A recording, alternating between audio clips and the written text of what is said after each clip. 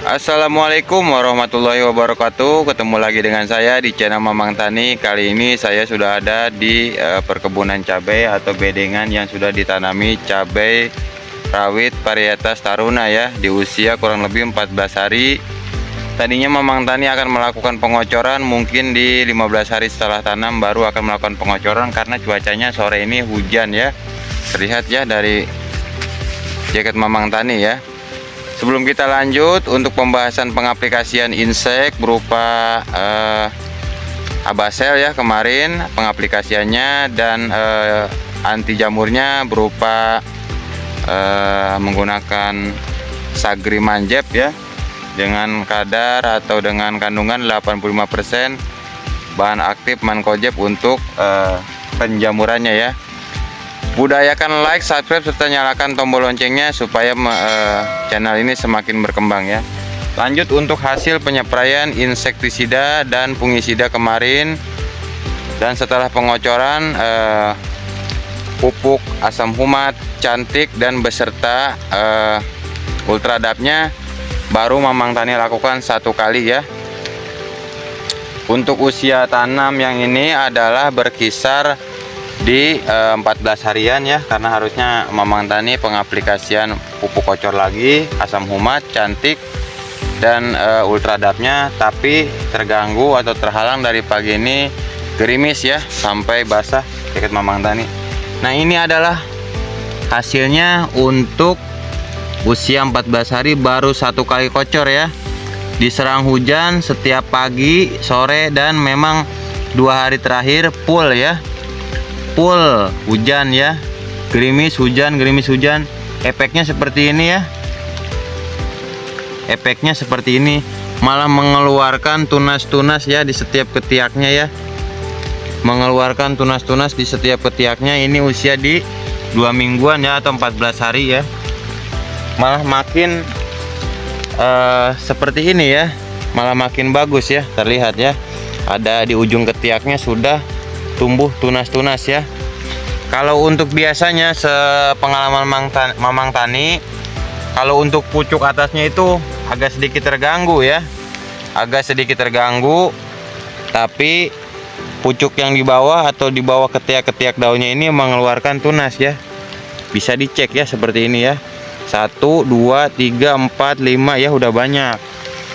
Ini pun sama ya, walaupun bibitannya kecil ya, seperti ini, 1, 2, 3, 4, 5, udah 5 di ketiak-ketiaknya mengeluarkan cabang-cabang tunas ya. Nah, seperti ini ya, sudah muncul ya, 1, 2, 3, 4, 5, udah banyak ya. Yang kecil pun tetap eksis ya. Ini adalah bedengan yang pertama ini tanpa menggunakan ini. Bedengan ini Mamang Tani sengaja dihususkan tidak pemakaian pertama ini setelah pencoakan adalah pemberian Posca ya. Terus 1 hari setelah sebelum tanam harusnya Mamang Tani menggunakan asam humat, terus ultradap, dan 1 lagi IM4 ya, pupuk cantik dan IM4 ya. Mamang Tani tidak pakai dan hasilnya seperti ini ya. Tapi bisa kita cek untuk bedengan yang kesana ya.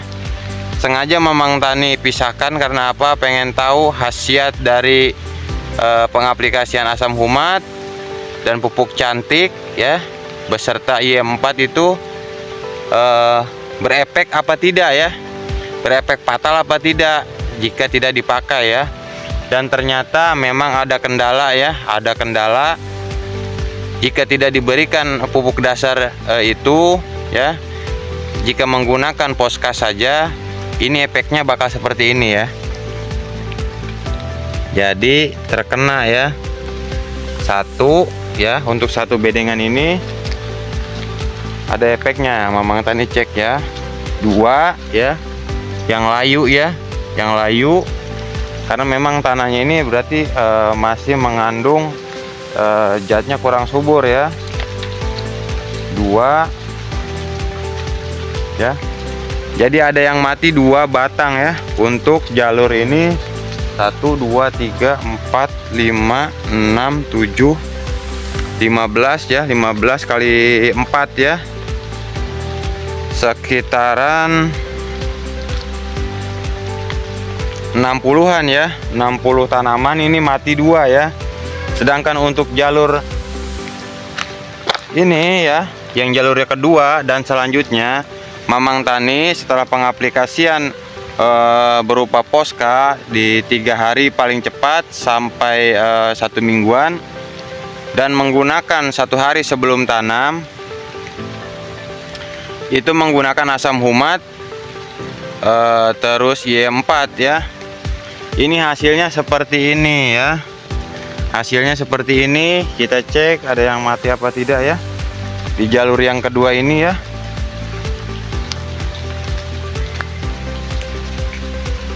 Ternyata full ya, hidup semua ya. Ternyata full hidup semua. Jadi itu asam humat dan beserta IM4 itu cenderung menetralisasi tanahnya ya, supaya terhindar dari mikroba-mikroba jahat ya. Makanya penggunaannya itu sangat penting ya. Walaupun memang diberikan Posca itu untuk pupuk kimianya ya, berupa penggemburan ke tanah ya, tapi jika tanahnya terkena penyakit, makanya kita netralkan supaya pH-nya bagus, pH-nya standar. Kita gunakan asam humat dan melakukan pembenahan tanah menggunakan M21 ya.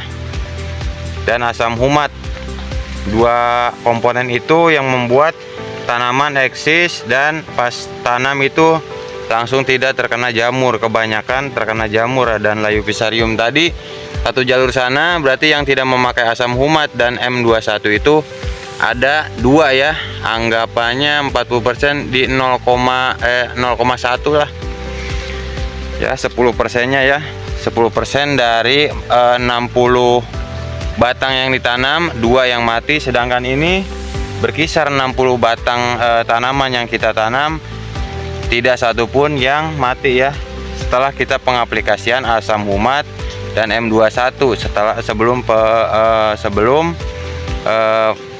penanaman ya.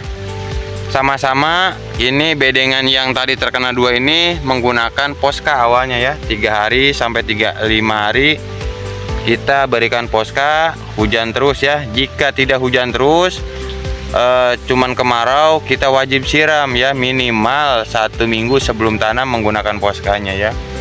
Makanya berarti asam humat ini sangat penting sekali ya. Nah, ini bekas kemarin penggunaan daripada bahan aktif Mancozeb ya, masih biru ya.